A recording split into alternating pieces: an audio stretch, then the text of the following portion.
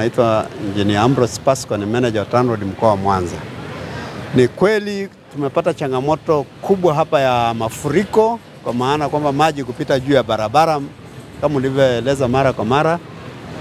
Hii ni kutokana na kwanza huko zamani tunaweza tukasema kwamba mafuriko yalikuwa hayapo, ni kwa sababu tu serikali sasa hivi baada ya kuongeza kuboresha miundombinu ya reli, kwa maana ujenzi wa SGR umesababisha maji sasa yapite sehemu moja kuliko zamani yalikuwa yanatawanyika. Kwa hiyo maji yote yanayokusanyika kutoka maeneo ya Fela na milimani huku yote yanapita hapa daraja hili la Mkuyuni.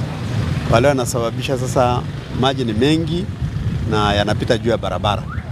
Na serikali kwa kuona hilo imeweza kutupatia fedha mwaka huu wa fedha wa 2024-2025 takriban bilioni 5 kwa ajili ya kujenga daraja upya hapa, kwa ajili ya kuondoa adha ya mafuriko yanayotokea mara kwa mara.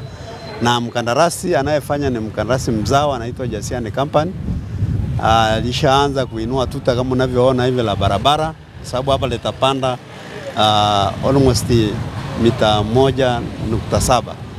Kwa hiyo litakuwa kuko juu. Maji tuna uhakika hakutakuwa na adha tena yoyote.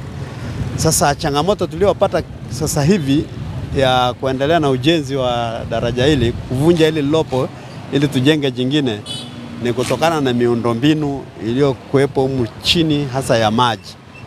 Tulikuwa na miundombinu ya umeme na maji. Umeme tayari wameshaondoa, na kwanza nimshukuru Mheshimiwa Saidi Mtanda, mkuu wetu wa mkoa, kwa kutuunganisha kwa pamoja sekta mbalimbali, TANESCO, maji pamoja na sisi TANROADS na TTCL, na tukakubaliana kwa pamoja kila idara itaondoa miundombinu yao ili kupisha sasa ujenzi wa daraja hili. Na mpaka ninavyoongelea TANESCO alishamaliza, TTCL bado maji. Na maji walipata changamoto tu kwamba au mawasa ya mabomba, na bahati nzuri umeshaona mabomba umeshaleta. Kwa hiyo sasa hivi wako katika hatua za mwisho za kutekeleza, then turuhusu sasa sisi tuweze kuvunja barabara, kuvunja daraja hili ili tuweze kujenga jipya.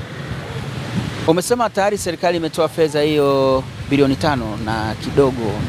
Pengine mkandarasi kama ameanza yuko katika hatua gani? Maana wananchi wanasema kazi labda anasuasua, kazi haiendi kwa kasi ambayo walitarajia, na hali imekuwa ikiwasumbua mara kwa mara.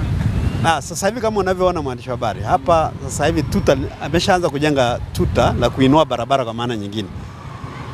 Sasa hapa kama nilivyoeleza kwenye daraja lenyewe ni miundombinu, maana tukikata hapa mabomba watu watapata maji mjini.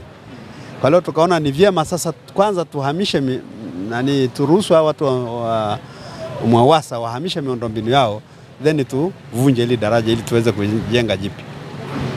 Ni kazi ambayo pengine kwa matarajio ya kasi ya mkandarasi anayokwenda nayo huenda ikatamatika katika muda ambao umelengwa.